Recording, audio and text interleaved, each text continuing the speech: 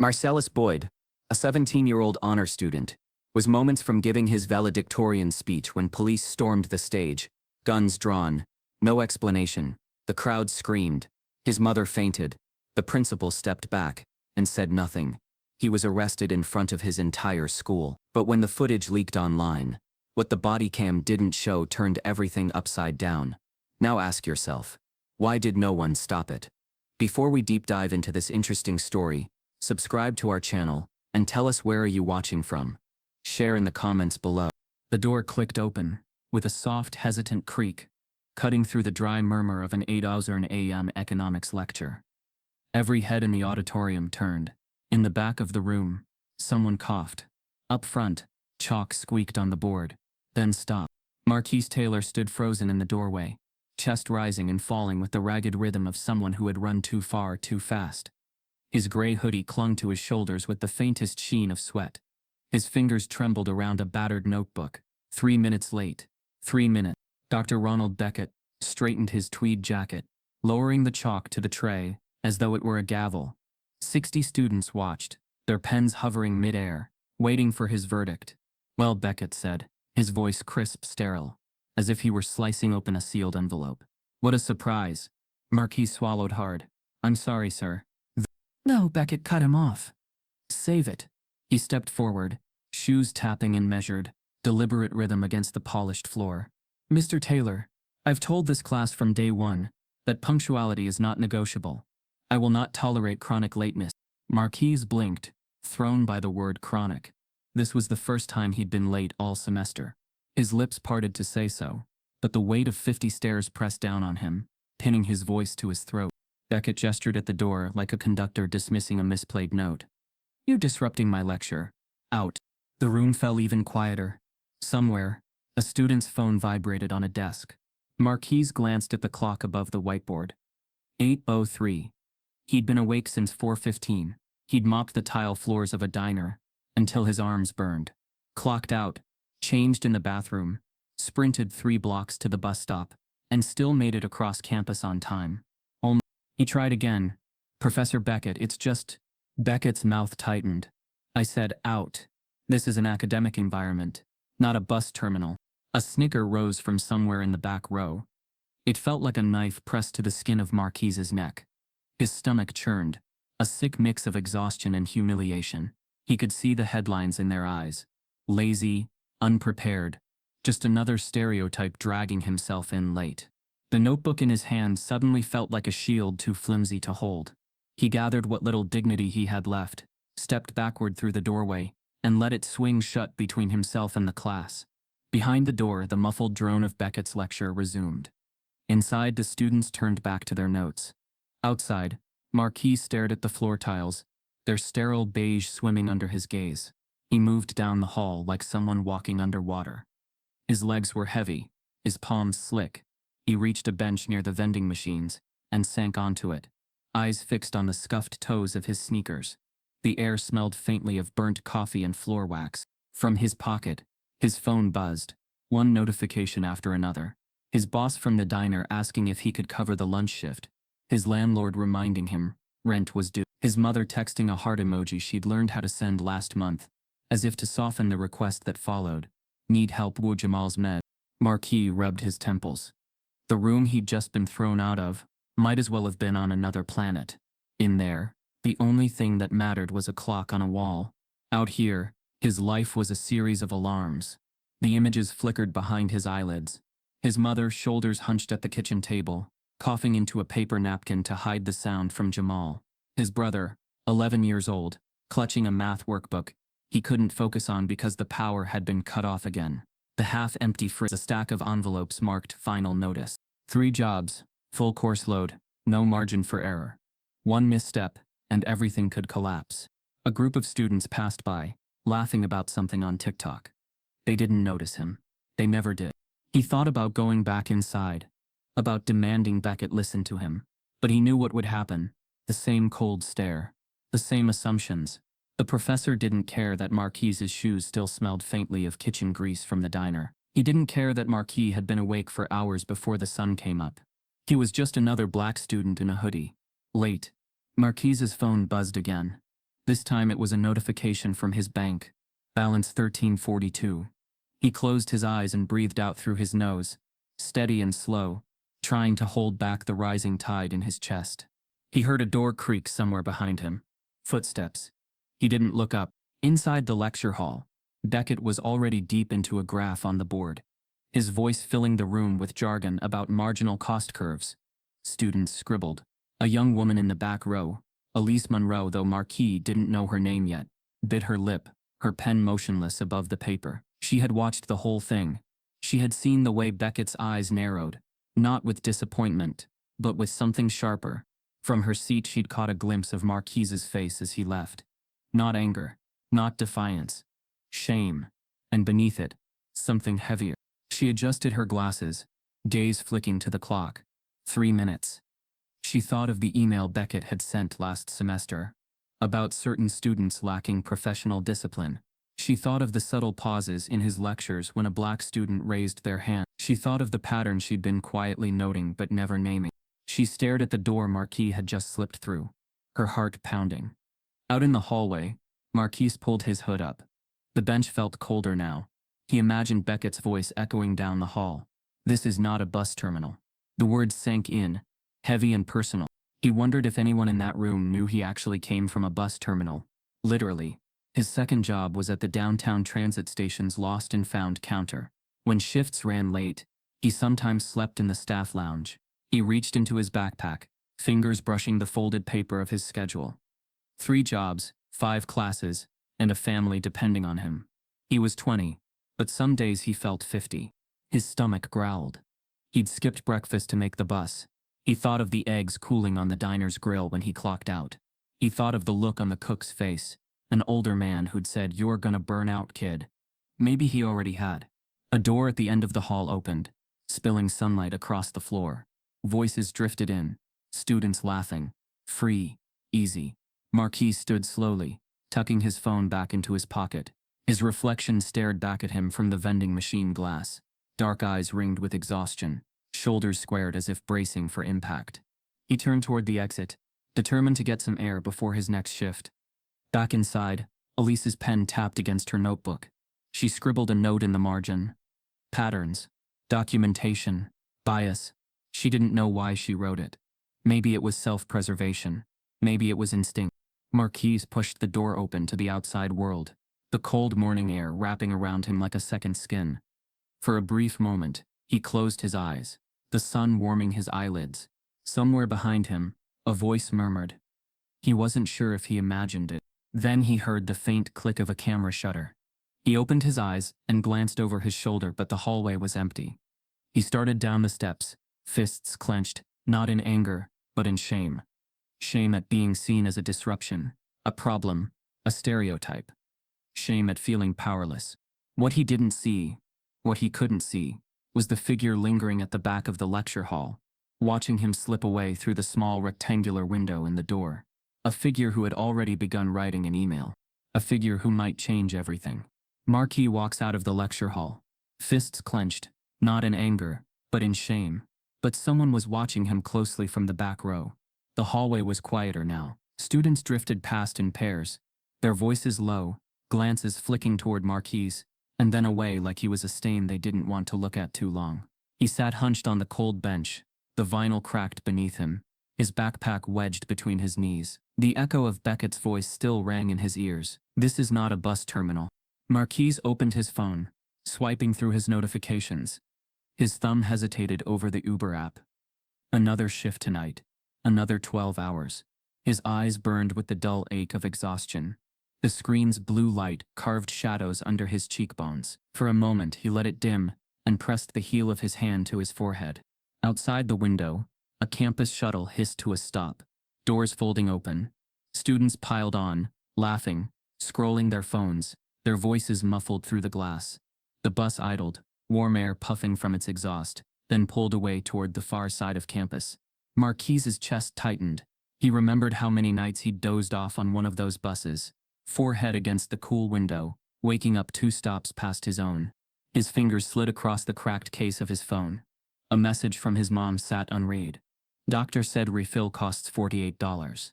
Can you cover? Another from his landlord. Passive-aggressive. Friendly reminder, rent due Friday. The diner manager's name appeared next. A string of emojis, short-staffed again. Can you take a shift? Marquis closed his eyes. Behind his eyelids flickered the same loop of his mornings. The alarm at 4:15 buzzing on the nightstand. His mother coughing in the next room, trying not to wake Jamal. The smell of pine sol in the diner, before sunrise. The feel of the mop handle against his palms, blisters under his fingers. Pulling off his apron in the bathroom, and swapping it for his hoodie. Running to the bus stop, heart pounding, hoping it wasn't already gone. Then classes, economics, American history, statistics, professors talking about market incentives, and consumer behavior, while his mind drifted to overdue bills. Afternoons delivering food on his bike until his calves burned. Evenings at the transit station, bagging lost items, logging them in a spreadsheet, while the security guards eyed him like he didn't belong behind the counter. 3 jobs, 5 classes, no safety net, no lazy insight. He inhaled sharply, grounding himself in the present. The bench under him, the hum of a vending machine, the faint scent of burnt coffee drifting from the lounge. He thought of Beckett's face again, the smirk curling at the edge of his mouth. Chronic lateness. The words clung to him like lint. Lazy. Entitled. That's what students would whisper after class. He'd heard it before, soft enough to pretend it wasn't about him. A black student with tired eyes and calloused hands. Must be failing for a reason. They wouldn't guess he'd been up since before dawn working jobs their parents never thought about. A group of students walked past. One of them muttering, "Why even bother coming if you're always late?" They didn't say his name, but Marquis's shoulders stiffened anyway. His phone buzzed again. He answered this one. "Marquis?" His mother's voice was thin, raspy. "Hey, Ma." He tried to make it sound light. "You okay?" I'm fine, baby. A cough punctuated her words. I know you're busy, but Jamal's meds are almost out. I'll cover it," Marquis said automatically, even though he had no idea how. "Are you sure? I can call Auntie." "No." His voice came out sharper than he meant. He softened it. "No, Ma. I got it. Don't worry." Silence on the line. Then, "You're working too much." He stared at the opposite wall, where someone had scrawled, "Go Bears" in marker. "I'm fine. I don't want you," she began, but a beep cut her off. He glanced at the screen. Another call coming in. His boss at the diner. He ignored it. "I'll talk to you tonight, okay?" he said. "Be safe," she murmured. When he hung up, the emptiness of the hallway swallowed him. He shoved his phone into his pocket and stood, pacing. His reflection in the vending machine glass stared back, tired, shoulders stooped, but jaw set hard. The door at the far end opened. Dr. Elise Monroe stepped out, sliding a folder into her bag. Her eyes flicked toward him, unreadable. She hesitated for a moment, as if debating whether to speak, then walked past without a word. But Marquis noticed the way she glanced back once before disappearing around the corner.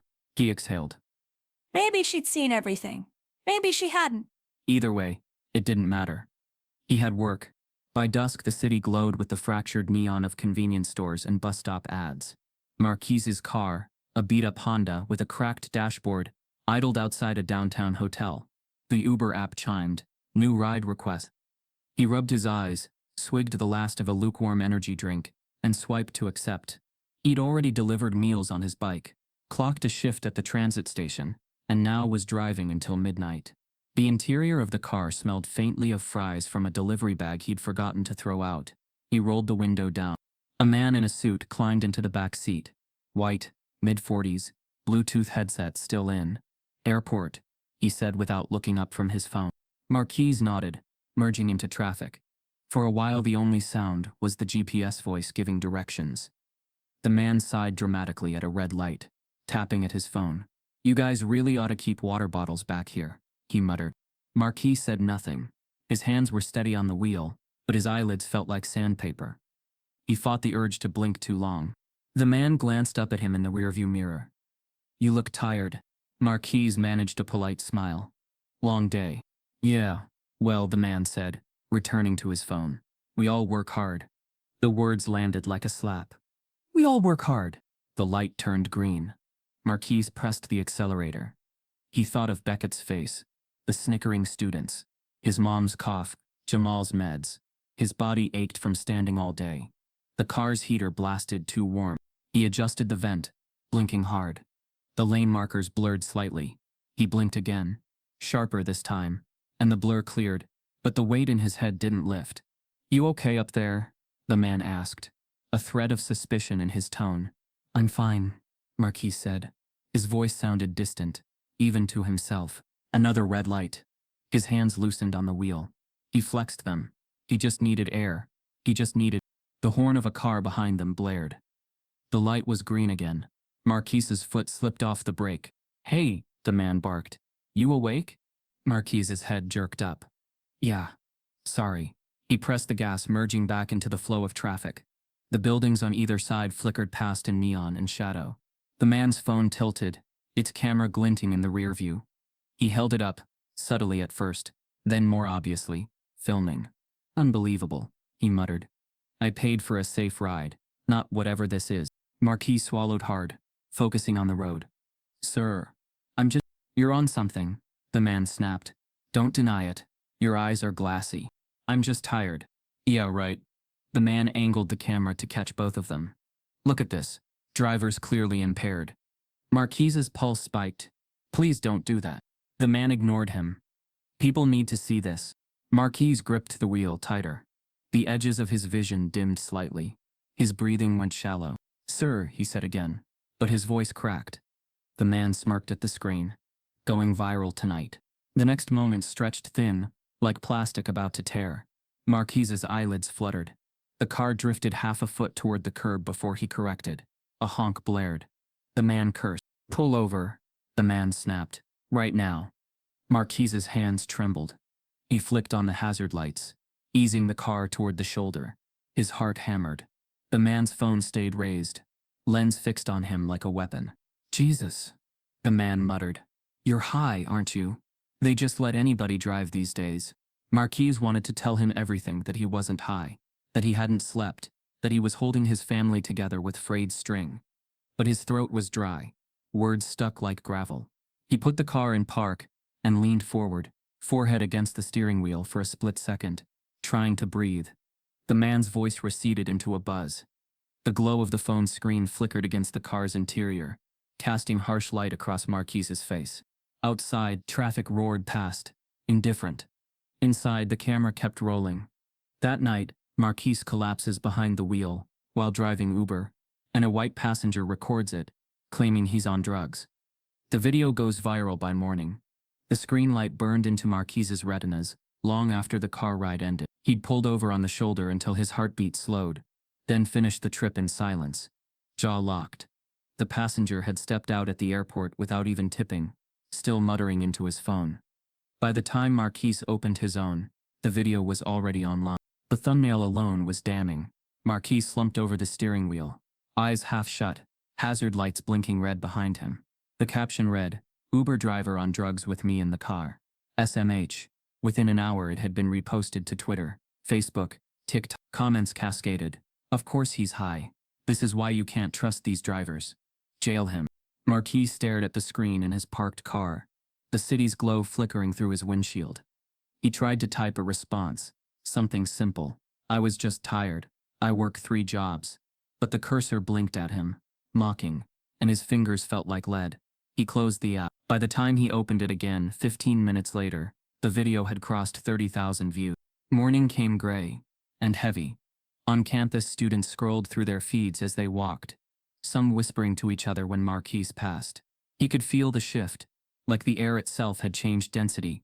Heads turned just a fraction too long. Mouths formed words behind hands. He reached for the door of his economics classroom, but stopped.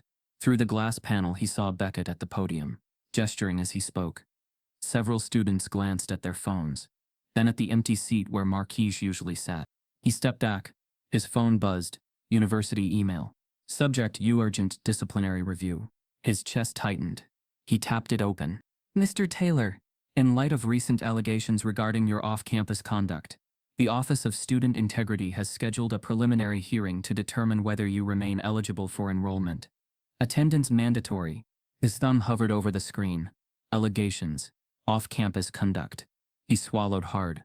Another email pinged in. This one was forwarded, the subject line intact. Uber driver incident. The original sender, Dr. Ronald Beckett. Marquis opened it with a rising dread. Beckett had written, "As I warned the board, certain students lack the professionalism and discipline required for higher education. This is what happens when standards are lowered. R. Beckett." Below it sat the video of Marquis in the car, attached like evidence in a case. Marquis's stomach lurched. He looked up at the window again. Beckett's voice carried faintly through the glass, a dry monotone. Students were watching him from inside, some smirking, some pitying. He turned away and walked down the hall, the fluorescent lights blurring overhead. In the cafeteria later that day, he sat alone, his untouched tray cooling in front of him. His phone buzzed nonstop, screenshots of comments, memes using his photo, a DM that read, "You're done here. Drop out before they make you." He rubbed his temples. This wasn't a misunderstanding anymore. It was a story everyone thought they knew. The black kid on drugs, the lazy one who's always late. A student walked by his table, their voice just loud enough. Guess the professor was right about him. Marquis didn't look up. His spoon clinked softly against the plastic bowl. That evening, his mother called again. "Baby, are you okay?" Jamal saw something online. He pinched the bridge of his nose. "I'm fine, Ma." "You don't sound fine." "I'm just tired." "You're always tired." She coughed, a wet sound that made his stomach knot. "Marquis, if school's too much." "No." His voice came out hard. "No, I'm not quitting. I've worked too hard." She was quiet for a long moment. "I'm proud of you," she said softly. He hung up and sat in the dark for a while, phone face down on the desk, the hum of the mini-fridge filling the silence. By the time the hearing notice arrived, he'd stopped checking his notifications. He printed out his work schedules, bank statements, anything that might prove his exhaustion was real, not chemical. He stayed up until 3 a.m., writing a statement, though his eyes blurred so badly by the end he couldn't read it. The next morning, he walked across campus to the Office of Student Integrity. The building was newer than the others, all glass and steel, but the waiting area smelled faintly of old paper. Students filed in and out, their faces pale. The receptionist looked at him over her glasses. "Name? Marquise Taylor." She tapped at a keyboard, then gestured to a chair. "They'll call you." He sat. A clock ticked loudly above the desk. He watched a group of administrators walk past, their suits crisp, their laughter muted. He wondered if they'd already decided his future without him. Inside the hearing room, the walls were bare, except for a framed photo of the university president shaking hands with a senator. A long table divided the room.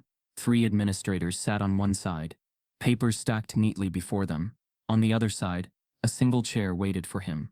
"Mr. Taylor," the man in the middle said as he entered, "we're here to discuss an incident that raises concerns about your conduct and suitability as a representative of this institution." Marquis sat, his palms flat against his knees. "It wasn't." The woman on the left held up a printout of the video. "You appear to be impaired while operating a vehicle. We've received multiple complaints, including one from a faculty member." Beckett. It had to be Beckett. "I wasn't impaired," Marquis said, his voice shaking but steady. "I was tired. The man interrupted. "Regardless, the optics are damaging." "The optics," Marquis repeated, disbelief edging his tone. The woman's brow furrowed. "We're not here to debate. We're here to assess whether your actions violate our student code of conduct." He stared at them. "Did anyone even ask me what happened?" Silence. Papers rustled. He reached into his folder and slid his time cards across the table. "I was working. 3 jobs. I was exhausted. Not high. Nobody asked.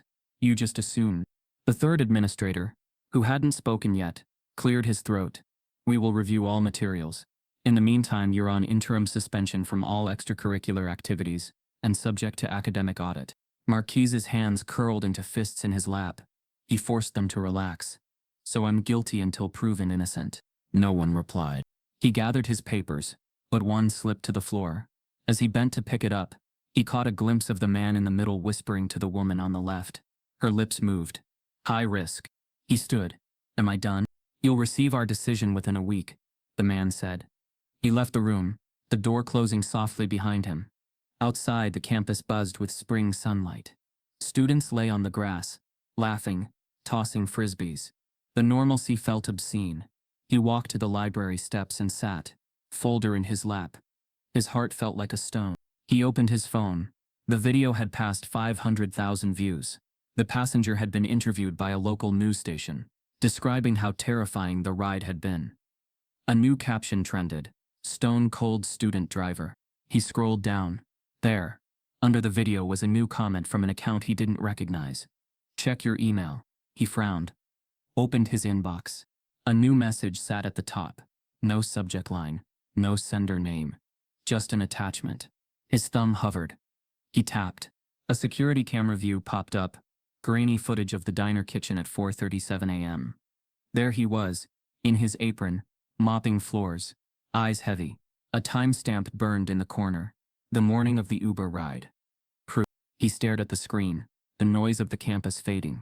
Another line of text appeared below the video. "Use this. They won't bury you if the truth is public." He glanced around, as if someone might be watching. Students walked past, oblivious. His heart raced. Who had sent it? How had they gotten it? For the first time in days, a spark of something flickered in his chest. Not hope exactly, but possibility. He closed the email, screen glowing in his palm. The folder trembled slightly under his arm. The administrators had told him optics mattered.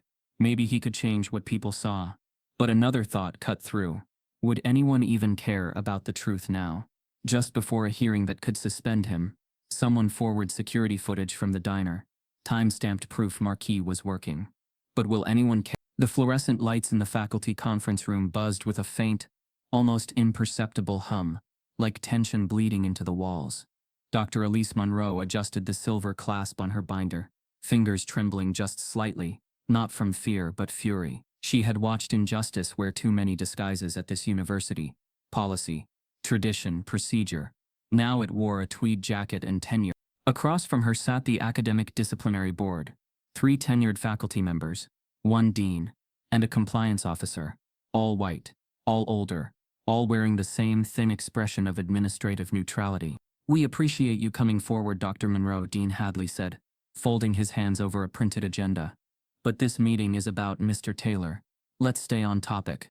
"I am on topic," Elise replied, her voice controlled but direct.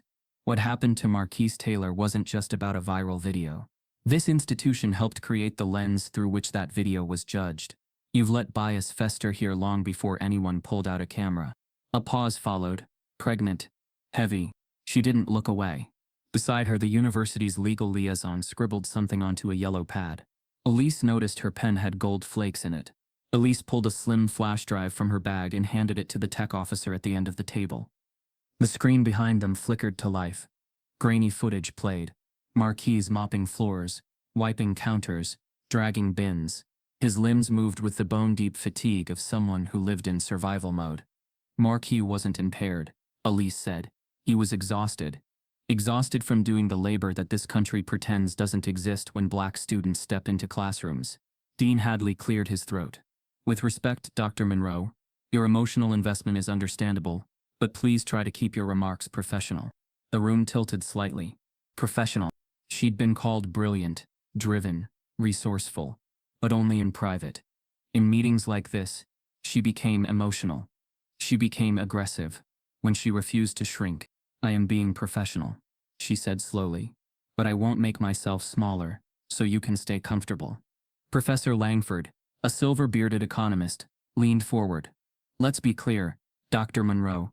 The concern here isn't Mr. Taylor's employment. It's the public perception of his behavior and the liability it presents to the university." Elise blinked, stunned. "So this isn't about the truth. It's about branding." No one denied it.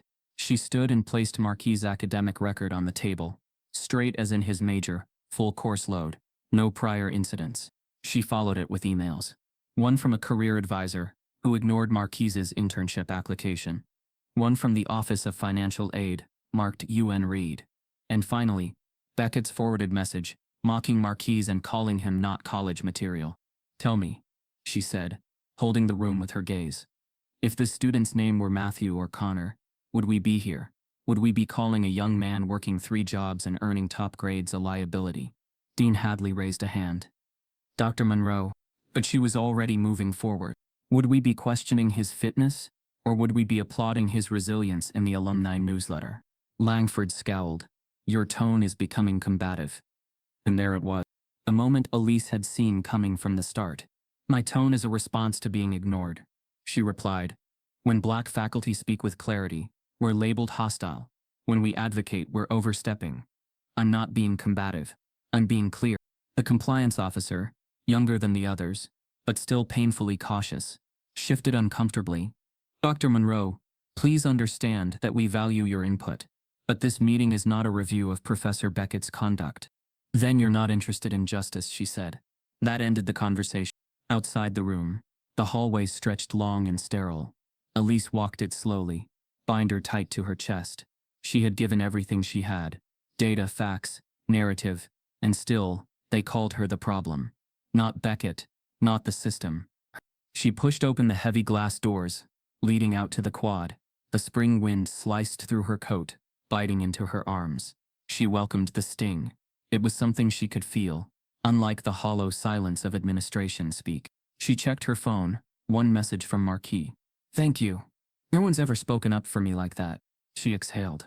It wasn't much, but it was enough to remind her why she had walked into that room. Not for herself, for him, for the dozens like him, students who carried their families on their backs and were punished for slipping even 1 minute off pace. Her office was tucked into the corner of the humanities building, a space so small she often joked it was a glorified broom closet, with a view. She unlocked the door, stepped inside, and flicked on the light. Something was off. The stack of books she'd left neatly piled on her desk was askew. Her chair had been slightly turned, and her mailbox, one she rarely checked, had been pulled open. She approached it slowly. Inside was a single folded note. No envelope. No name. She unfolded it with steady fingers, her breath catching as she read the words, "Stay in your place, or you'll be next." Her pulse thundered. She read it again. Same message. Blocky handwriting. The letters pressed hard into the paper, leaving slight indentations. Her first thought was, how did they get in here? Her second, who knew I was going to testify? A chill climbed her spine. She closed the note slowly and turned it over. No initials, no watermark, just ink and threat. For a moment she stood completely still, the humming fluorescent light above her desk flickering slightly. Then she moved. She pulled out her phone, snapped a photo of the note, then slipped it into a manila folder marked Taylor Hearing, Spring. She locked it in her desk drawer, her fingers steady despite the roiling in her gut.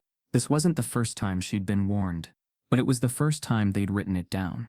Later that evening, Elise sat at the end of a long wooden table in a mostly empty faculty lounge, laptop open, screen bright against the dim overhead lighting. She reread her email draft, addressed to the Faculty Ethics Committee. Her fingers hovered above the send key. In it she laid out everything: Beckett's pattern of behavior, his forwarded email, the note. But part of her hesitated. She was adjunct, disposable. One complaint from the wrong person, and her contract would vanish before she could refresh the portal. The door creaked behind her. A custodian entered, nodded politely, and began sweeping. She nodded back. Elise stared at the send button again. Then she closed the laptop without pressing it. Not yet. Not until she was sure Marquis had what he needed. She'd already decided if one of them had to take the hit, it wouldn't be him. But she would keep the note. She would remember the handwriting. And she would be ready. Because if the university wasn't going to protect its students, she would, even if it meant going alone. At 2:11 a.m. her phone buzzed. A text. No name attached. Just a photo. It was a screenshot of her campus profile page, circled in red. And below it the message, "We see you." She stared at it, the screen glow pale against her face. She was shaking now. Not with fear, with decision. She opened her email again, pulled up the draft to the ethics committee, and added a final line. "If anything happens to me, or Marquise Taylor, start with Beckett." Her finger hovered. Then she hit send. But she knew the message wasn't going to be enough. Because the system didn't fear emails. It only feared exposure. And someone on this campus was watching. After the hearing, Elise finds an anonymous note in her faculty mailbox. "Stay in your place, or you'll be next." The word "cleared" came in a 3-sentence email from the Office of Student Integrity. No apology, no explanation, just administrative language. After review of submitted evidence, Mr. Marquise Taylor has been cleared of all current conduct violations. No further action will be taken. It landed in Marquise's inbox like a dry pat on the head. No mention of the diner footage. No admission of error. No acknowledgement of what he'd been dragged through. He stared at the email in the library computer lab, lit by the glow of the screen, surrounded by whispering students who'd already read something else entirely on their phones. The video was still online. The comments still pouring in. And in that lab, cleared didn't mean respect, it meant watched. When he walked into Economics 204 again on time, this time wearing clean clothes and fresh from a nap stolen in the back seat of his car, the room hushed. Not from awe, from recognition. Beckett didn't stop lecturing, didn't glance up, didn't pause. Marquise crossed the room under a silent current of stairs, and sat in the same seat as before, next to the window. The same spot he had been dismissed from weeks earlier. But now the weight of invisible surveillance coiled around his shoulders like a scarf too tight. No one said anything directly. No one asked questions. But he could feel the tension in how people adjusted their chairs when he sat down, in how they tilted their phones just enough to check if he was doing something suspicious. A girl in the row behind him coughed into her hand and muttered, "That's the Uber kid." Her friend whispered back, "He's lucky they let him stay." Lucky. Marquise gritted his teeth and took notes, though the numbers blurred and bent on the page. Elsewhere on campus, Elise Monroe sat in a meeting she hadn't been invited to until 30 minutes before it started. It was the spring course load committee, 6 department heads, and the assistant provost. Her contract had not been renewed. No official reason given. Just, "We're moving in a different direction." She sat across from a man in a navy suit who referred to her as Miss Monroe twice before correcting himself. "Dr. Monroe," she repeated, evenly. "We appreciate your contributions to the political economy department," he said without meeting her eye. "But adjunct positions are not guaranteed semester to semester." "I know the policy," Elise replied. "I'm asking for clarity." He gave her the same look she'd seen faculty give black students who spoke up in class. "You're making this uncomfortable. I understand this is disappointing," he said finally. She stood. "Disappointing is a C on a group project. This is targeted." The room went still. No one defended her. No one said it wasn't. She walked out with her head high but her gut in knots. She passed a corkboard filled with photos of outstanding faculty achievements. A new plaque had been added. Teaching Excellence Award. Dr. Ronald Beckett. Her footsteps faltered. She stared at the photo. Beckett, smiling stiffly in a tux, shaking hands with the dean. Her hands clenched at her sides. She pulled out her phone, took a photo of the plaque. Then she walked away without another word. Marquise noticed the shift immediately. The professors who used to say "keep up the good work" now gave nods and nothing more. The TA who once offered tutoring hours stopped replying to his emails. Even the black student group coordinator paused before responding to his messages, then said, "Sorry, it's a bad time right now." Isolation didn't come all at once. It crept. It settled. By week's end it had built an invisible wall between him and everyone else.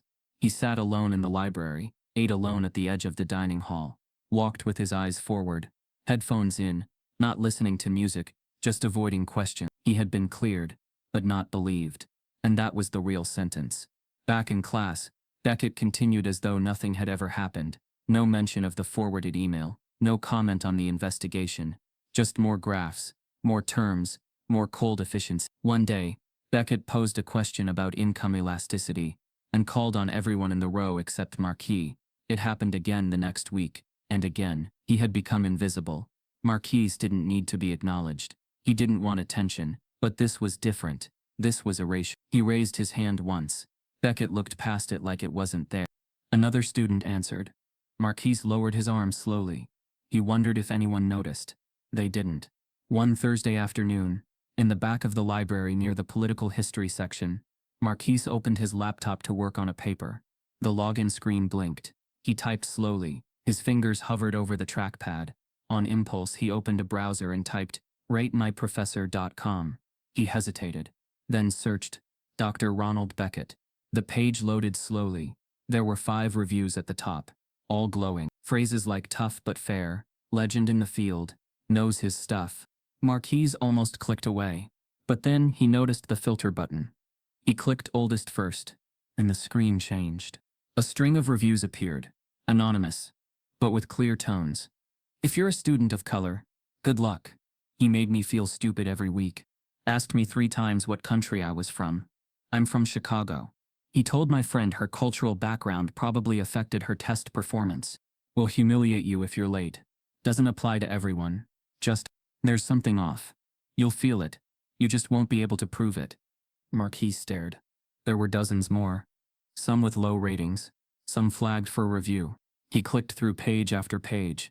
The trend was unmistakable. Black students. Latinx students. Foreign-sounding names. All saying the same thing. Beckett hadn't started with him. He'd been doing this for years. And the university had known. Had awarded him. Had buried it. Marquis's chest grew tight. He clicked back to the profile and checked the most recent review. It had been posted just 5 days ago. The comment was brief. He knows how to break you without raising his voice. I left school. I never looked back. I wish someone had warned me. No name. No details. But the pain was unmistakable. He scrolled down further. Past the reviews. Past the rating score. Past the tags. At the bottom of the page was something he hadn't noticed before. A comment flagged but still visible. Ask about Kenya Bryant. She disappeared, but she had the receipts. He blinked. Kenya Bryant. The name stirred something. He tried to search the student directory, but she wasn't listed. He checked LinkedIn. Nothing. She had vanished. But someone knew her name, and someone wanted him to find it. Marquis stumbles upon Beckett's anonymous Rate My Professor page. What he finds shocks him. The glow of the library's desk lamp pooled around Marquis like a spotlight, illuminating the mess of papers spread before him. Charts, screenshots, printouts from Rate My Professor. His laptop hummed. A spreadsheet open across 2 monitors he'd borrowed from the student tech lab. Each column represented a semester of Beckett's classes. Each row a name.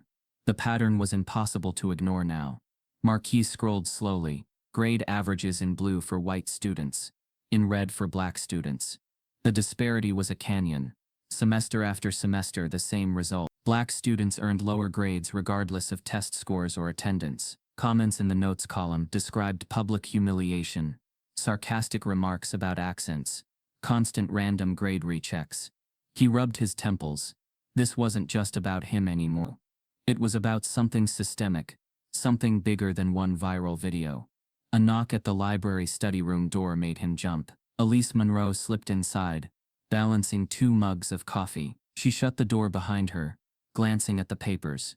You weren't kidding, she said softly. It's all here. Marquis exhaled.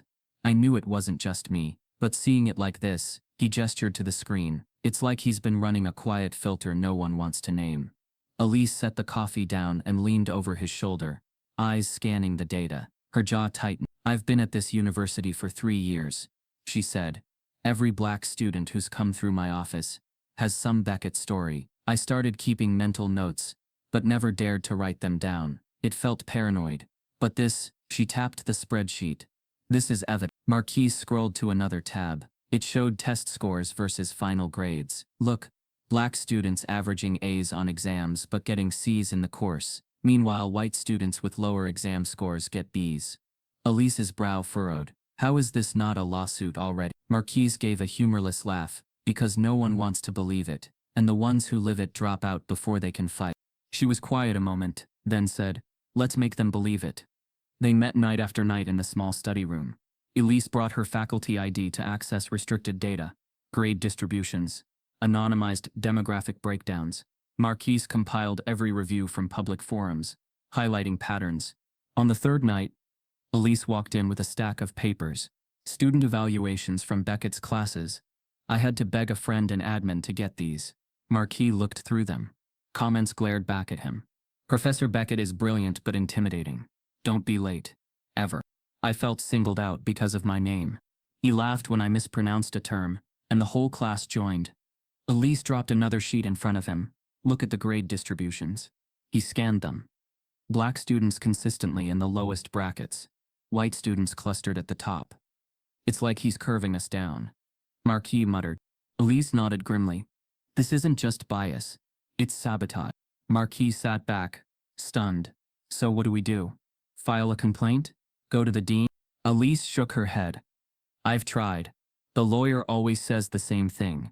Correlation isn't causation. Unless we can prove intent, they'll call it coincidence. Then we prove intent, Marquis said.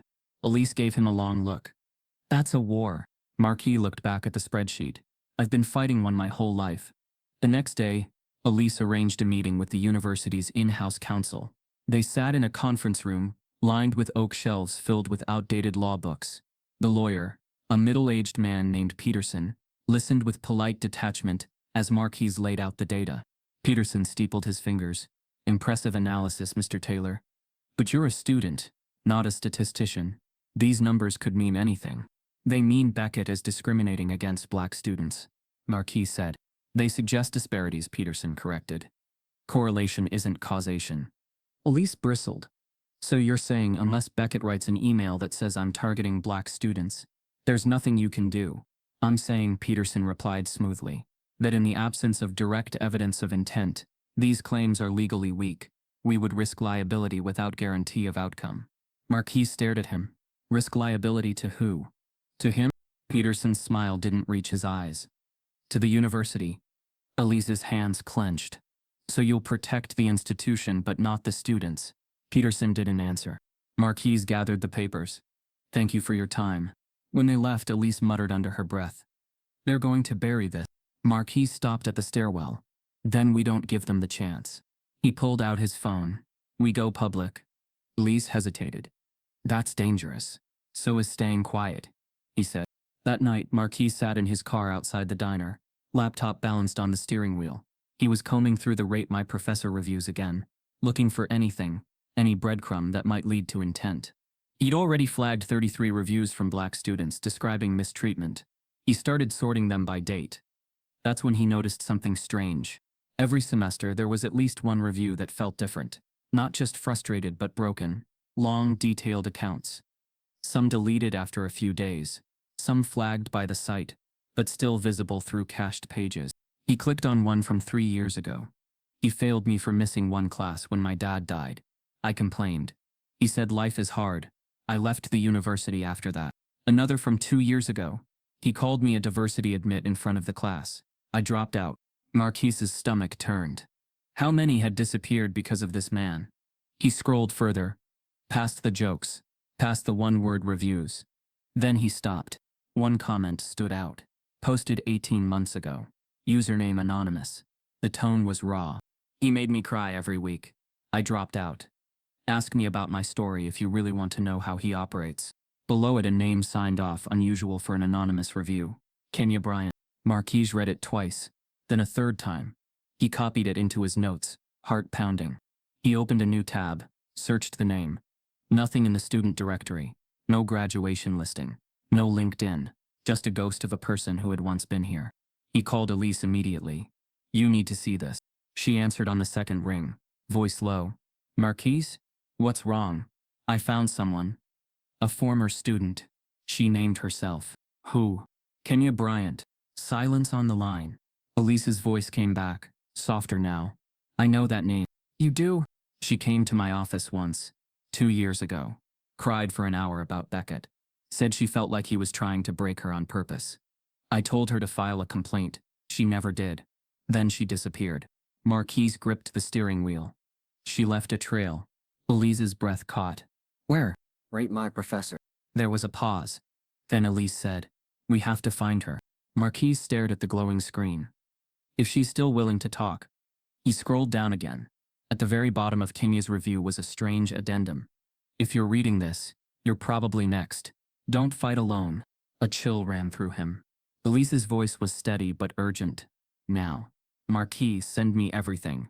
Every screenshot. We'll track her down. But be careful. If Beckett finds out we're digging. Marquis cut her off.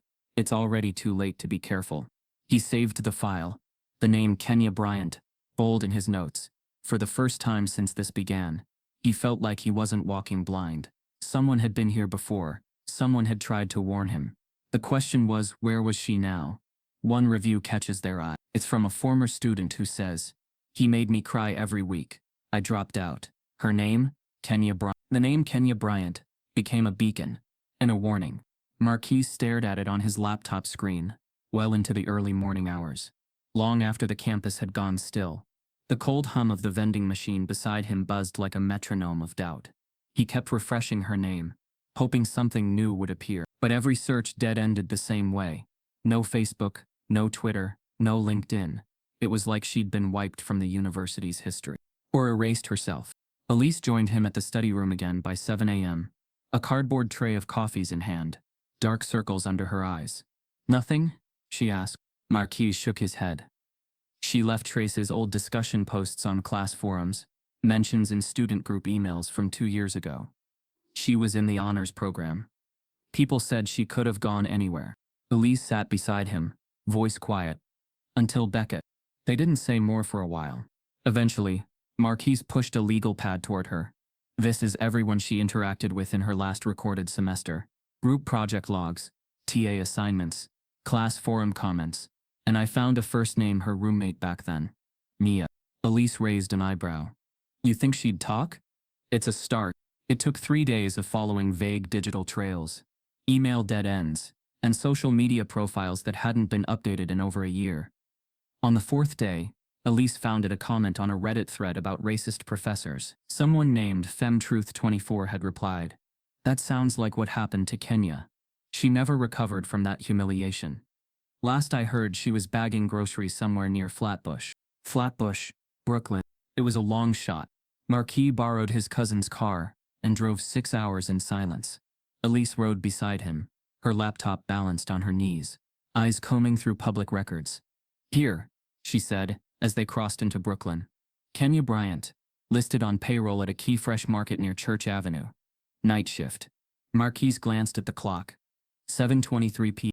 They parked outside the grocery store just before 8. Inside, fluorescent lights flickered overhead. The produce aisle gleamed under misted sprays. College students and tired parents pushed carts in half-conscious autopilot. Near Register 5 stood a young woman with short natural curls and tired eyes. She moved with the calm precision of someone who had mastered invisibility. Every item she scanned beeped with a rhythm that said, "Don't look, don't ask, don't speak." Marquise stepped into her line. Elise waited a few feet back, watching carefully.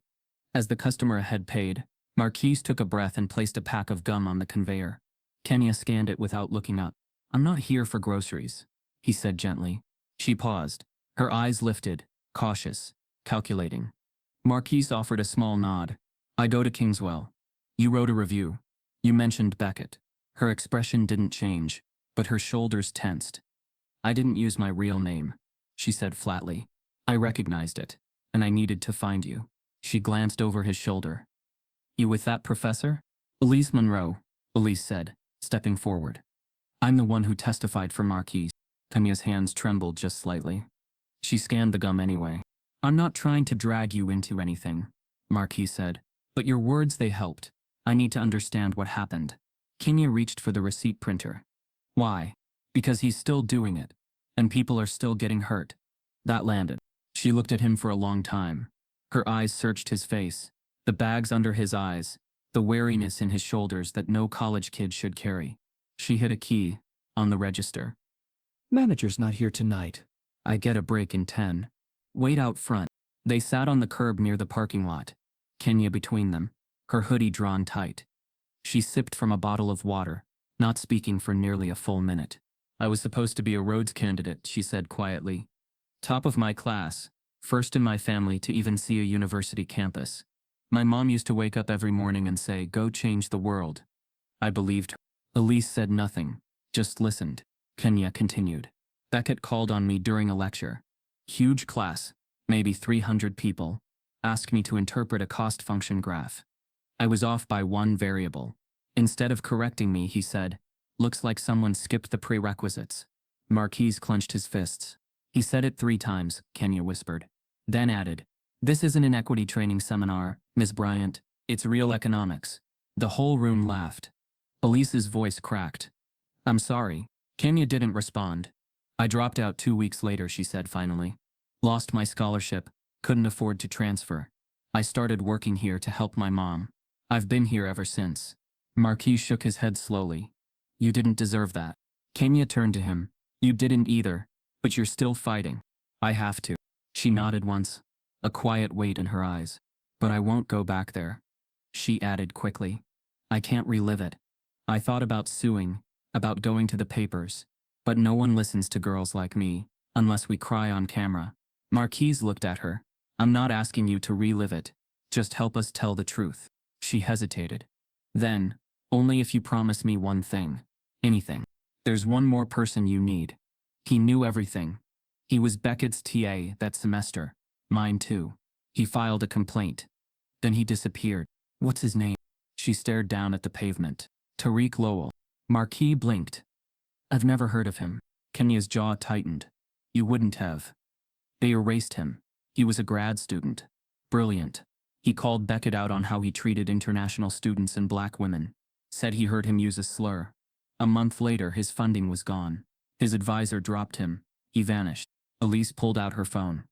I can search university archives, grad assistant rosters, complaint records, anything public. You won't find him there, Kenya said. But I remember his voice, his laugh. He used to say, the system isn't broken. It's working exactly as it was designed. Marquis sat with the name rolling through his mind like a bell struck far away. Tariq Lowell. Another ghost in a long hallway of silence. If we find him, Elise said carefully, would you be willing to speak, even off record? Kenya hesitated. Only if you promise to tell it all. Not just my part. Marquis extended his hand. I promise. She took it. And just like that, a door opened. Not to justice yet, but to the next step. Kenya agrees to speak, only if they promise to bring one more name. Tariq Lowell, a former TA who vanished after accusing Beckett of harassment. A myth, but finding him made it feel like he was. Marquise and Elise had turned over every public record, every university bulletin, every archive TA roster, and nothing. No LinkedIn, no alumni listing, no forwarding email. Even his faculty profile had been purged from the Kingswell website. It was as if the man had been written out of the institution's history in permanent red ink. But Kenya had been right. People leave behind more than paper trails. They leave behind whispers. Elise got the first one from an old faculty assistant, now retired, who remembered Tariq with a fond smile. Bright kid. Too bright, honestly. Didn't know when to keep his head down. The second came from a former graduate student who'd seen Tariq last tutoring CAT kids in Harlem. He's not teaching anymore, she'd said, voice dropping. They crushed that man. They found him on a Friday afternoon, in a rusted blue Honda parked 2 blocks from a Bronx community center. The windows were cracked. The back seat was stuffed with books. Tariq was reclined in the driver's seat, earbuds in, a stack of graded math worksheets in his lap. He didn't look surprised when Marquise tapped on the window. If anything, he looked tired. Not just long day tired. Tired like someone who had seen how the world worked from the inside, and couldn't unsee it. He rolled down the window. Which one of you's Taylor? Marquise stepped forward. I am.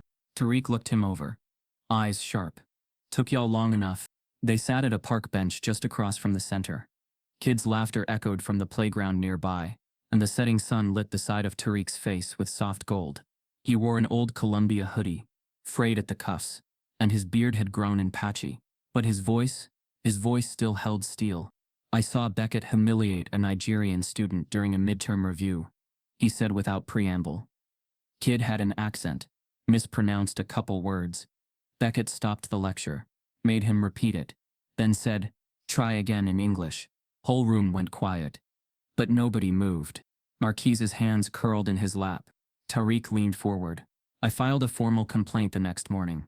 HR asked me if I was sure I wasn't misinterpreting a cultural difference in teaching style. He laughed, but it was hollow. By the end of the semester, my contract wasn't renewed. No references, no warning, just vanished from the grad program like I never existed. Elise looked at him carefully. Why didn't you go public? I tried. Tariq shrugged. Nobody cared. Kingswell made some calls. My mentor backed out. Word got around that I was difficult to work with. Couldn't get another assistantship anywhere. And you know what's worse? What? Marquise asked. They made it look like I failed. His eyes darkened. Every time I applied for a position, they'd ask about the gap in my record. 1 semester without funding, and the whole tower crumbled. I started tutoring just to survive. Been living in that car for the past year and a half. Elise's voice dropped. Do you still have the complaint? Tariq pulled a worn leather notebook from his backpack.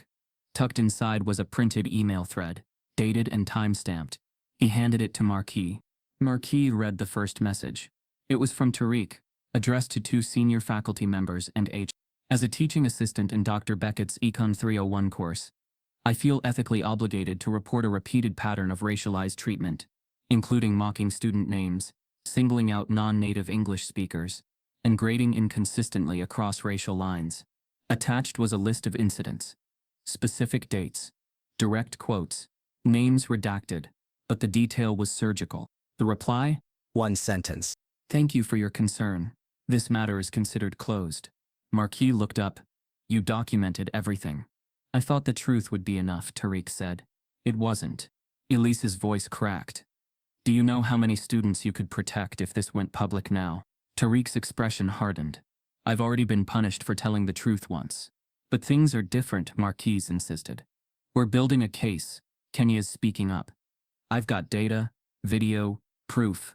Your complaint connects it all. Tariq stared at the kids playing in the park. How old are you? 21. He shook his head. When I was 21, I thought justice came to people who played fair. Now I know it comes to people with money, power, or leverage. You got any of those? Marquis hesitated. No. Then get ready to bleed. Elise touched Tariq's arm gently. We're not asking you to burn your life down again. Just let us use your words. Your original complaint. You don't even have to show your face. He was quiet for a long time. Then, you really think you can take him down? Marquis nodded. No, but I think we can make him visible. And that's how it starts. Tariq exhaled slowly. Then you'll need more than data. You'll need patterns, names, confirmation. Kenya, me, anyone who left breadcrumbs. We're finding them, Elise said.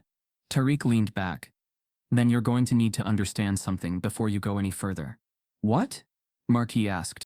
Tariq's voice dropped to a whisper, sharp and deliberate. The university protects its own. Once you open this door, you can't shut it.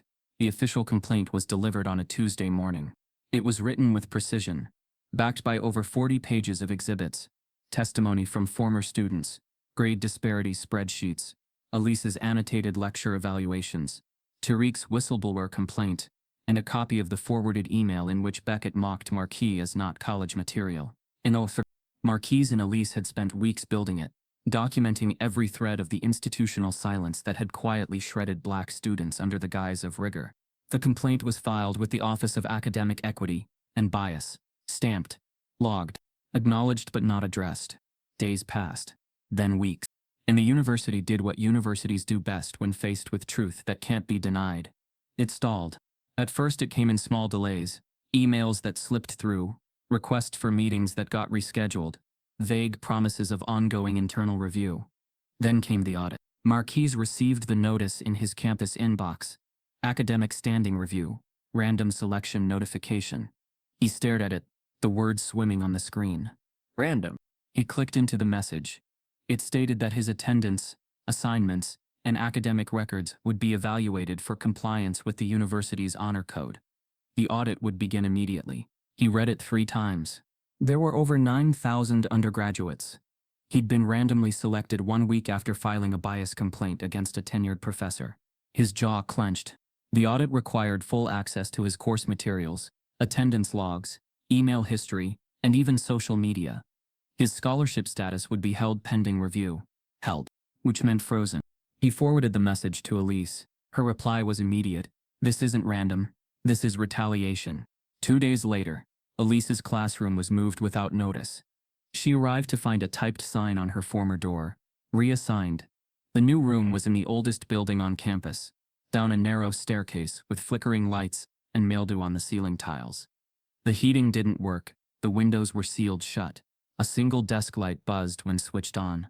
It was the kind of room where students stopped showing up, just to protect their mental health. There was no official email. No explanation. When she asked the department head why her class had been moved, he smiled thinly and said, "Facilities made the call. Nothing personal. Everything about it was personal." Marquis started noticing the shift in his professors. Where once he was greeted with nods or polite check-ins, now he was met with silence. Office hours disappeared. Replies to his emails arrived days late, if at all. In one class, a white professor asked if he was still planning to finish the semester strong, as if that was in doubt. In another, his name was absent from a group assignment roster. The professor claimed it was a clerical oversight. He began to feel himself shrinking again, becoming the thing they wanted him to be. Overwhelmed, tired, cornered. The stress triggered migraines. He lost weight. The late-night shifts resumed, not for survival now, but to cover the frozen scholarship gap, delivering meals to the same students who whispered about him in class. One night he dropped off Thai food to a dorm lobby and heard someone mutter, "Isn't that the guy suing the school?" He didn't correct them. They weren't wrong. Not yet. In faculty meetings, Elise noticed the shift too. She was no longer invited to curriculum planning sessions. Her department newsletter blurb was cut. Emails from the dean began with, "As a reminder of your contractual limitations," instead of "Dear Dr. Monroe." One afternoon she logged into her portal to post a lecture recording and found her permissions downgraded. She called it. "Oh," the text said. "You were flagged under limited access." "By who?" "I'm not authorized to see that, sorry." Click. She stared at her screen, the cursor blinking. Then she turned to her drawer, pulled out the manila folder with the threatening note from months earlier, and read it again. "Stay in your place, or you'll be next." She wasn't paranoid. She was marked. At a nearby student cafe, Marquise met with two other students who had read the Rate My Professor reviews and quietly reached out. One was a first-year black engineering major. The other was an Afro-Latinx senior who dropped Beckett's class after he called her a grammatical anomaly. Neither wanted their names used. "I can't afford to lose my funding," one of them whispered. "Just tell him he's not alone," the other added. Marquise took notes. Their stories echoed his. And yet, the silence persisted. No town halls. No public acknowledgments. The university had closed ranks. And then something shifted. It began with a message in Marquise's Instagram DMs. The profile picture was a grayscale logo. Ethics First Media. The message was simple. "We've been watching this unfold. You're not the only one. I can prove it. Please check your email." Naomi Vance, senior investigative reporter. Marquise's heart raced. He opened his inbox. An email from Vance at ethicsfirst.org sat at the top, timestamped just 15 minutes earlier. Subject: Kingswell University. Confidential inquiry. He opened it. Naomi Vance introduced herself in 2 crisp paragraphs. Former journalist at the Chicago Tribune, now working with a nonprofit newsroom that investigated educational corruption, racial bias, and institutional cover-ups. She had been tracking Beckett since. Attached were redacted statements from other universities, reference letters that mysteriously vanished, and internal communications from faculty who had left Kingswell under vague circumstances. But one line stopped Marquise cold. "A former staff member in academic affairs sent us an anonymous Dropbox link last year. Inside were archived emails between Dr. Beckett and members of senior administration, emails that referenced disciplining diversity admissions and academic performance filters." Elise read over his shoulder, eyes widening. "This is it," she whispered. Marquise kept scrolling. Naomi's final sentence was bolded. "If you're willing to speak with me, we can bring this into the light. But understand, once you go public, they'll come harder. I've seen it before, so ask yourself, how much are you willing to lose to be heard?" He looked up, breath shallow. The room felt colder. Outside, a student walked by wearing a Kingswell hoodie. It looked like school pride. To Marquis, it looked like armor. He read the message again, then typed 2 words. "Let's talk." An investigative journalist contacts Marquis. She says, "You're not the only one. And I can prove it." The cafe was tucked into a quiet corner of the city, the kind of place where journalists met sources and no one asked questions. Low light, tall booths, a steady hum of soft jazz, and the clinking of silverware. Marquis sat across from Naomi Vance, his hands flat on the table, his eyes scanning every face that passed. Elise sat beside him, a legal pad in her lap, her pen uncapped but unmoving. Naomi, in contrast, was unshaken. Mid-30s, sharp-eyed, dressed in dark tones that matched her tone, controlled, surgical, unflinching. She tapped her laptop once, then spun it toward them. "What you're about to see," she said, "never left the university's internal servers. Until now." The screen showed an email thread dated 3 years back. The subject line read, "Performance metrics. Urgent." Naomi clicked. The first email was from Ronald Beckett. "We need to set clearer boundaries with these affirmative action scholars. Too many expect participation trophies for just showing up. Especially that one from Section B. Zero concept of academic rigor." Below it, A reply from the Associate Dean of Undergraduate Affairs. Agreed. It's like trying to house train wild dogs sometimes. Honestly, I'm amazed they even know how to use email. Another response. Laughter emoji. A sentence that read, "Diversity hires are the new tenure insurance." Marquise leaned back, breath caught. Naomi clicked to the next email, marked confidential, not for distribution. This one was chilling. Beckett wrote, "We need a quiet filter. If we can't legally screen them out before enrollment, we control the outcomes through performance metrics. Raise the grading curve. Enforce a tardy policy. Let attrition do the work." A final response came from a senior administrator. "Smart. Create the illusion of neutrality, but let the data bury them." Marquis stared at the screen, silent. The words felt less like conversation and more like blueprint. A blueprint for academic erasure. Elise was pale. They strategized how to fail students. Naomi nodded. It wasn't incompetence. It was policy. Over the next hour, Naomi walked them through more threads. Notes about students being unsalvageable. Email jokes about accents and names. A memo suggesting a controlled purge of underperforming scholars from marginalized backgrounds. Coded language, but unmistakable in meaning. "I've been building this story for months," Naomi explained. "But until now I didn't have a face to put in front of the data." A voice. Marquise looked away. "You mean someone to break themselves open in public?" "I mean someone brave enough to make this undeniable." He was quiet for a moment, then asked, "Is this enough to publish?" Naomi hesitated. "Yes," she said, "but for impact, not just controversy, I need something bigger, something personal. A smoking gun." Elise raised an eyebrow. "This is the smoking gun." Naomi shook her head. "Emails are powerful, but deniable. They'll say they were jokes, taken out of context. That's how this works. I need something they can't walk back." A pause. Then Marquis asked, "Like what?" "A voice," Naomi said. "Something audio. Something that strips the mask off completely." Elise frowned. "We've got testimony. Data. You saw what Beckett wrote.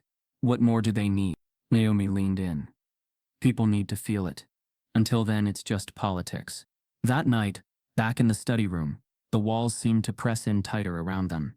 Marquis scrolled through his files again, looking for anything they'd missed. Screenshots, timestamps, forgotten quotes. Beside him, Elise sifted through a folder of Kenya's notes. Margins filled with anxious handwriting. Highlights of phrases that made her flinch. A post-it reading. "Find Tariq. He remembers everything." Elise paused. "Tariq," she said suddenly. "Didn't he say something about having files saved? From back then?" Marquise turned to her. "He gave us the email thread." "No," Elise said. "I remember when we were sitting at the park. He said something about hearing Beckett say a slur, something in front of others. Then he paused." Marquise sat up straighter. "Wait." He grabbed his phone and pulled up Tariq's contact. Elise was already ahead of him, tapping a message. "Tariq. Urgent. Do you have any recordings of Beckett? Even from meetings?" They waited. Nothing. Minutes passed. Then Tariq replied, "Maybe." "Why?" Elise typed fast. "We found the emails. We're about to go public. Naomi says, if there's audio it could change everything." This time, the typing bubble showed up immediately. "Hold on. I'm checking." 5 minutes. Then 10. The next message made Marquise's blood run cold. "I think I still have it. I just didn't want to believe it mattered." Lisa's fingers froze above the screen. "What does that mean?" Marquis replied, "What is it?" Another pause. Then, staff meeting. Small room. 2019. "He didn't know I was recording," said the N-word when joking about a student who misread a graph. Everyone laughed. Elise looked up, horrified. Marquise's voice was barely a whisper. "He recorded that."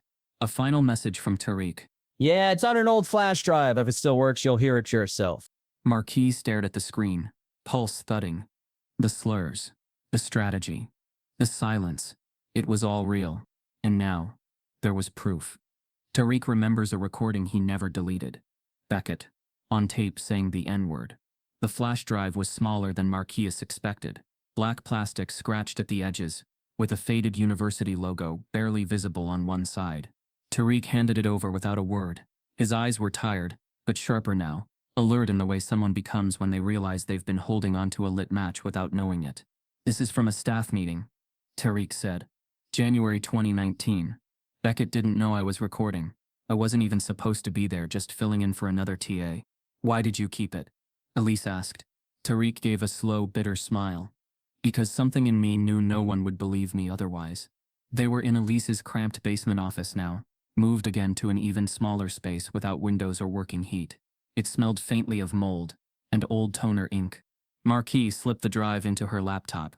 The screen blinked. A single audio file, loaded. Econ meeting 1. He double-clicked. The sound came through the speakers raw and unedited. Shuffling papers, coughs, a woman's voice reading agenda items. Then Beckett spoke. The voice was unmistakable. Cold, deliberate, academic with a trace of smugness. He joked about a student who had butchered a supply chain graph like it was a word jumble. Then he laughed. And then casually, offhandedly, like someone ordering coffee. Honestly, the kid's name wasn't even real. Some Wakanda-ass sat. No wonder he couldn't follow directions. These knockers come in with fantasy names and think they're revolutionaries. Silence followed on the recording, then laughter. A few voices. A woman murmured, "Oh my God, Ronald." But she laughed too. Marquis sat perfectly still. The word had come through like a blade. Elise's hand gripped the edge of the desk, her knuckles white. Tariq didn't blink. That's the part that killed me. Not the slur. The laughter. Marquis hit pause. His mouth was dry. "Can we send this to Naomi?" "I already did," Tariq said. "As soon as I found it. She's verifying it now." It took Naomi less than 48 hours to authenticate the recording. She used audio forensic tools, verified the meeting date against the university calendar, and cross-referenced voice samples. She even confirmed at least 2 other voices present matched faculty members who still worked at Kingswell. She emailed Marquis and Elise late Friday night. "This tape is real. This tape is clear. And this tape will burn everything down." Attached was her article draft, Inside the Ivory Tower. How a University Protected Racism, in the Name of Prestige. Elise read it first, then handed it to Marquis. The headline hit like a brick. The opening paragraph was even heavier. Naomi hadn't just written about the slur. She'd written about everything. The late-night rides. The audit. The denial of funding. Elise's classroom relocation. Tariq's disappearance. Kenya's collapse. The email chain. The whisper campaign. The date. She tied it all to Beckett, but also to the structure that had let him thrive. She didn't paint him as a villain in isolation. She painted him as a symptom of something sicker. And then she embedded the audio link. Not a transcript. The actual tape. Beckett's voice. His words. His laughter. For the world to hear. The story dropped at 8:07 a.m. Monday morning. By 8:10 it had 17,000 shares. By 8:30 Ivory Tower Exposed was trending #1 nationwide. The audio clip spread like wildfire. TikToks, Twitter threads, Instagram reels, looping Beckett's slur over stills of his faculty photo. News anchors played the recording. Some bleeped, some didn't. Students flooded the campus quad, phones raised, signs reading, "This isn't just him." Marquis watched from his dorm window. He hadn't slept. He couldn't. His phone vibrated non-stop. Journalists, activists, strangers, former students, local radio, national media. He opened one message from a woman he didn't know. It read, "I dropped out in 2017 because of that man. Thank you for not letting it get buried." Another came seconds later. "My son applied to Kingswell. We're reconsidering now." He stared at the screen, stunned. Then a knock came at the door. It was Elise. But she wasn't smiling. Her face was pale, tight. "They suspended me," she said flatly. Marquis blinked. "What?" "They said I violated faculty protocol by distributing confidential material. I'm on leave pending investigation." "They're punishing you? After what's on that tape?" Elise gave a hollow laugh. "They don't care about the tape. They care about the exposure." She sat down heavily. "They know they're bleeding, and now they're trying to cauterize any way they can." Marquis paced. "We have to fight it. File a response. Legal. Something. I already spoke to Naomi. She's putting it in the next follow-up. But it won't stop them from trying to make an example of me." He turned away, jaw clenched. His heart beat so hard it hurt. "They can't do this," he said. "They already did." Hours later, Kingswell University finally issued a statement. It was posted to their official website and emailed to every student and faculty member. Marquis opened it on his phone. standing under a tree in the middle of a protest crowd. Kingswell University does not condone the use of offensive language or behavior by any member of its academic community. We are currently conducting an internal investigation into recent allegations involving Dr. Ronald Beckett. So far, standard.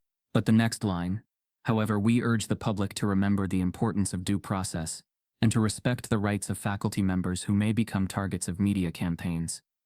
Dr. Beckett has served this institution with distinction for over 2 decades. The final sentence stopped Marquise cold. We are providing Dr. Beckett with legal and institutional support as he navigates this challenging moment. Elise read over his shoulder. They're backing him. His hands trembled. Naomi's call came through seconds later. I just saw the statement, she said. They're going full defense mode. Can they do that? Marquis asked. They can, Naomi replied. And they will. He's tenured. That means deep protection. He's not gone. Not yet. Then came the last blow. Breaking news alert. Marquise's screen lit up with a headline. Ronald Beckett sues for defamation.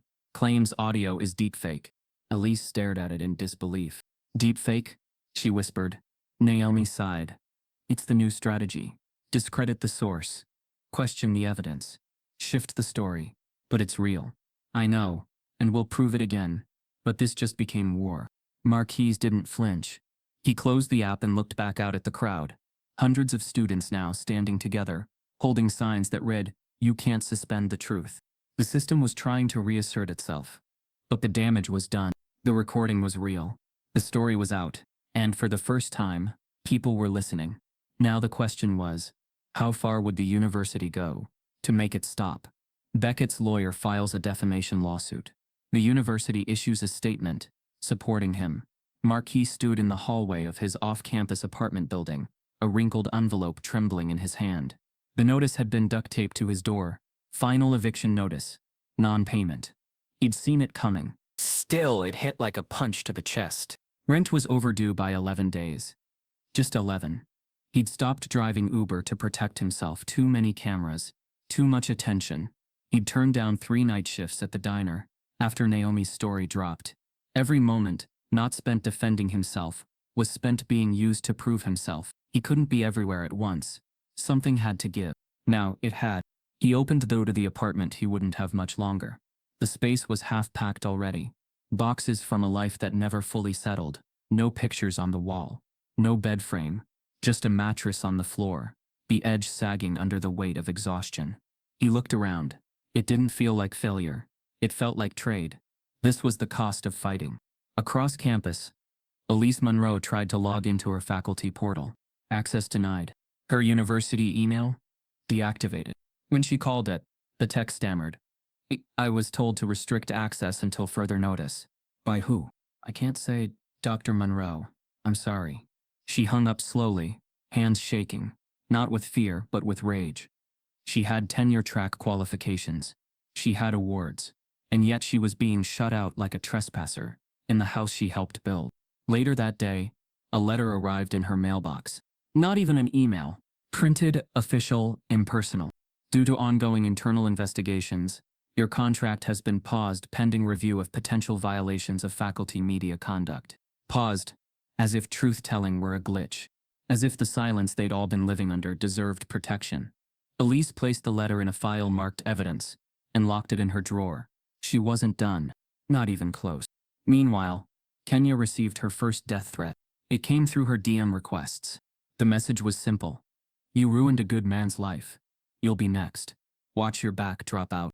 She stared at the screen for a long time, then turned off her phone.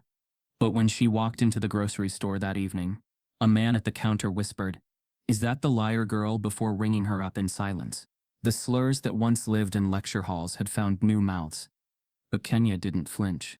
Instead, she wrote the words in her journal, tracked every message, printed the emails, turned her pain into documentation.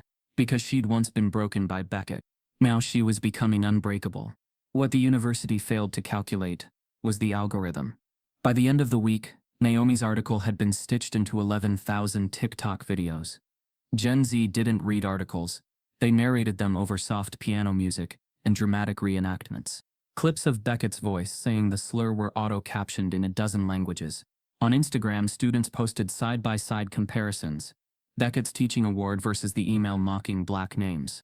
A YouTuber did a reaction video titled, "This is why black kids don't feel safe in school."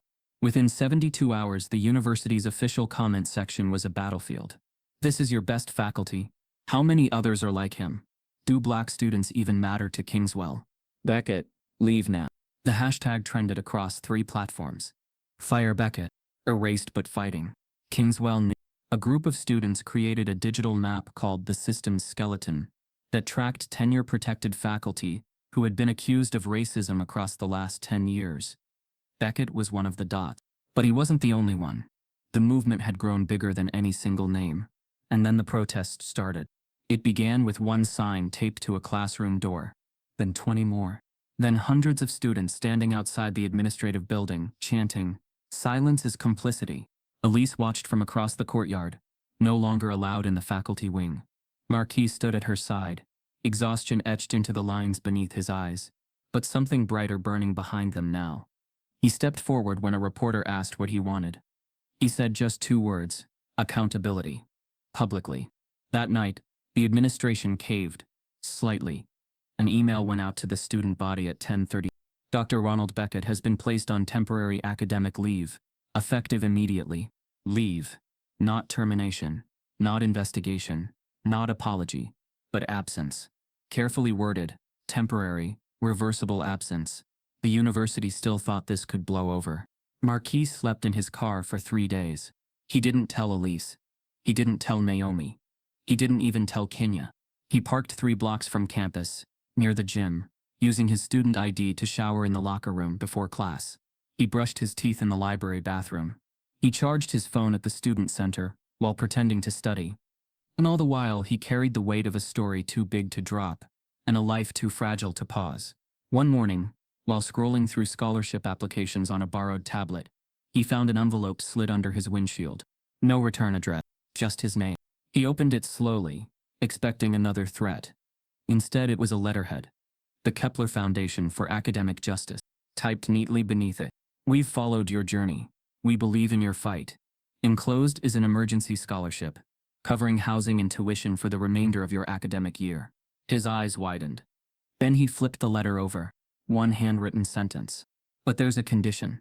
Below that, in elegant script, "We want you to speak at the National Education Summit next month." Marquis stared at the paper, pulse pounding. The summit was a national event, an arena of policymakers, educators, activists, journalists, and they wanted him. Not as a case study, as a speaker, a voice. But his fingers trembled, because telling his story online had already cost him everything. Telling it on a stage could cost him more. He folded the letter slowly, pressing it against his chest. He didn't know if he was ready, but he knew silence had never protected him. Now maybe his voice could protect someone else. A mysterious donor offers Marquis a scholarship on one condition: he must speak at a national education summit. The hotel ballroom was packed wall to wall, rows of neatly dressed educators, administrators, nonprofit leaders, and policy shapers from across the country. Crisp lanyards, murmured greetings, polished keynote slides flickering in the dim light, but none of it felt real to Marquis Taylor. He stood in the wings of the stage, heart hammering like a fist inside his ribs, palms slick. His suit jacket didn't quite fit right. It was borrowed, his shoes were scuffed at the toes, but his voice, he reminded himself, was his, and no one could silence that anymore. The stage assistant gave him a thumbs up. 2 minutes, she whispered. Marquis closed his eyes. He saw his mother's kitchen. Jamal asleep with homework, spread across the table. His own reflection in the diner mirror, apron soaked. The classroom door Beckett had closed on him. Elise's trembling hand gripping her suspension letter. Kenya looking over her shoulder at a store she couldn't leave. And the word that had been laughed over in a meeting full of colleagues. He exhaled, opened his eyes, and walked into the light. The applause was polite at first, programmed, but when he reached the podium and looked out across the crowd, something changed. He didn't start with Beckett. He started with the bench, the one outside Lecture Hall C, the one where he'd sat, sweating, breathless, ashamed, after being kicked out 3 minutes late. "I wasn't late because I didn't care," he said. "I was late because I'd been working since 4 a.m., mopping a floor that looked cleaner than how they saw me." The room stilled. He spoke of the whispers, the assumptions, the way his GPA was questioned more than his poverty was understood. He described the video, the passenger, the lie that spread faster than his truth ever could. He didn't flinch. He named the audit, the revoked scholarship. The classes moved to basements. He held the silence until it bent around him.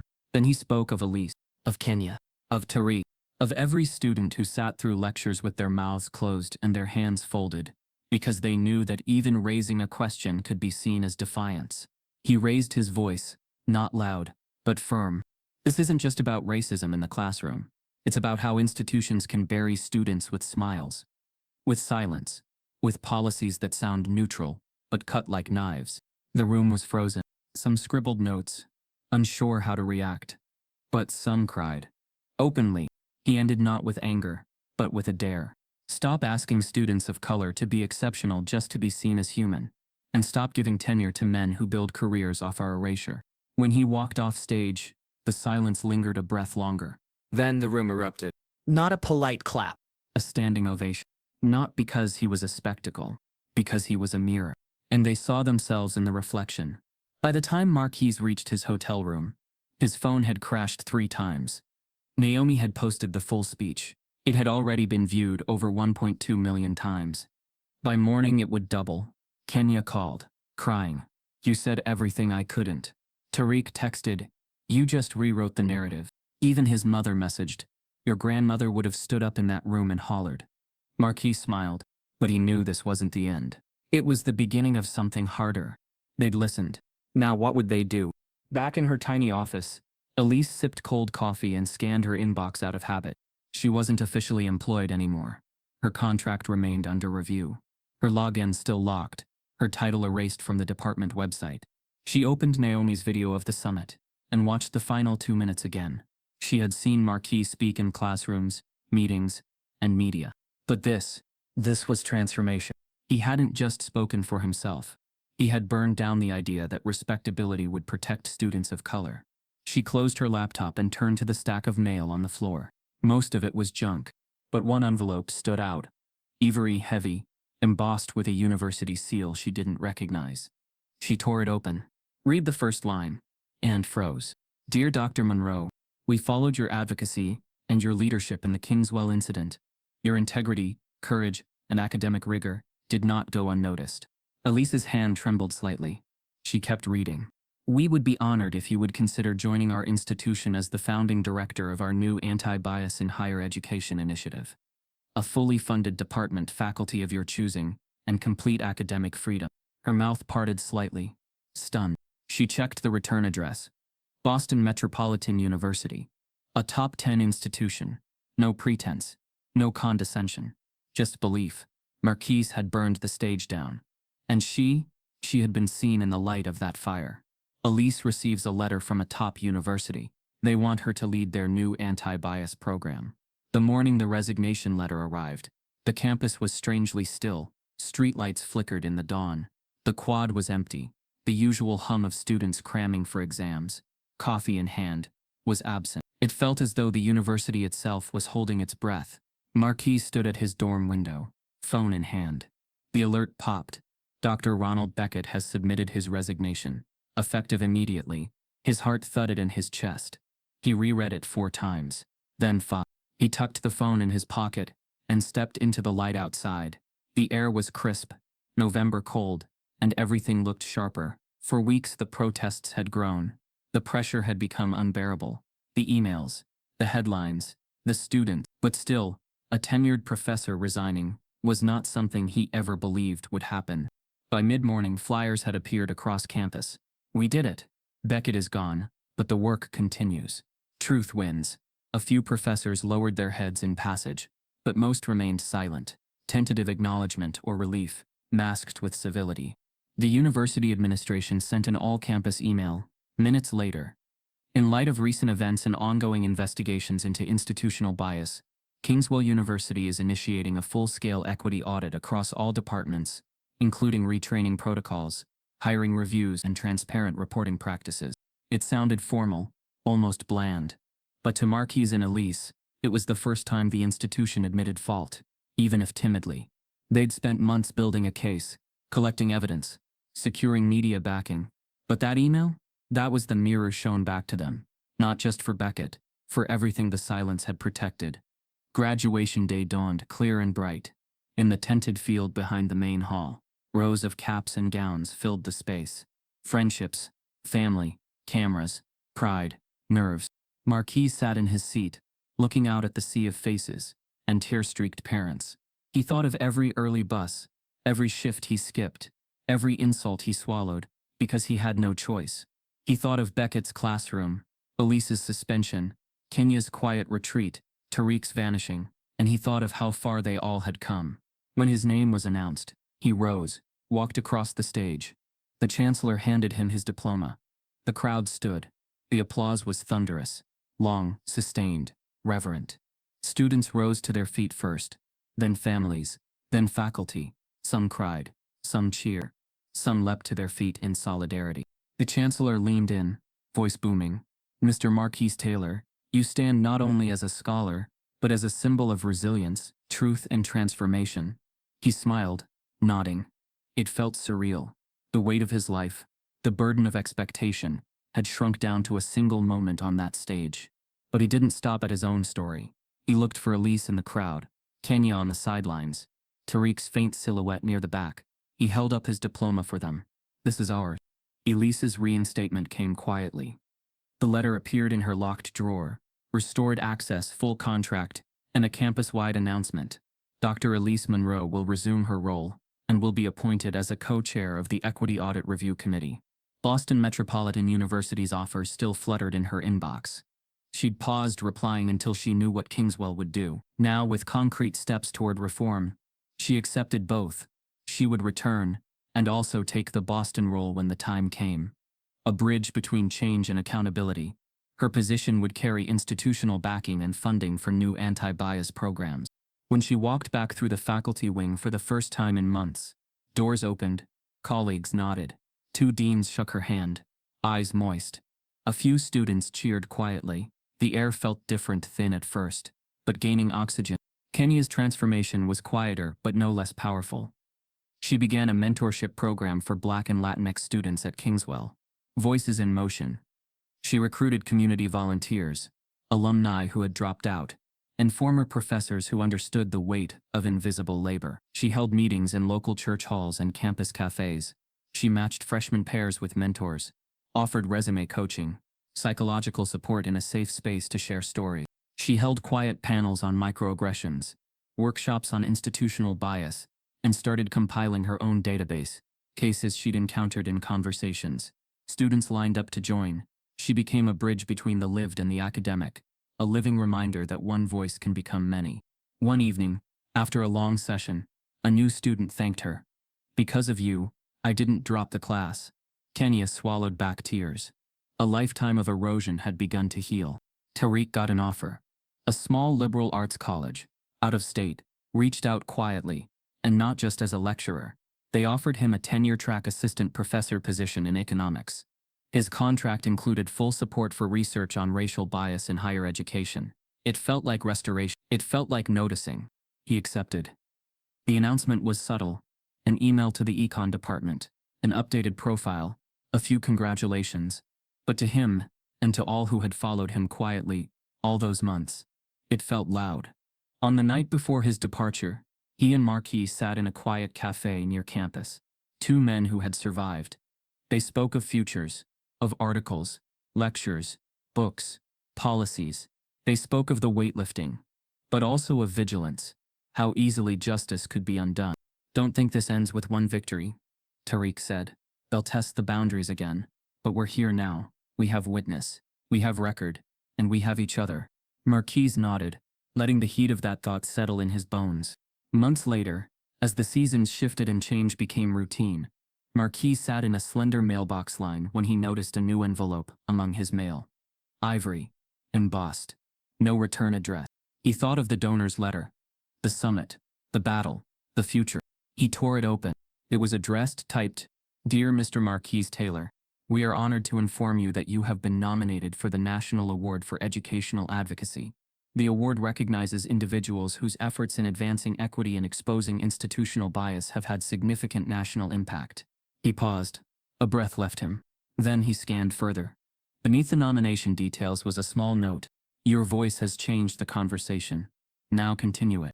He touched that note, then flipped the page. At the bottom, faint in the margin, a handwritten line, from someone who once said you weren't college material. He froze. The same sneer, the same voice, spoken long ago. And then a question hovered between him and the letter. Was the sender the same one who had once sneered? Or someone transformed?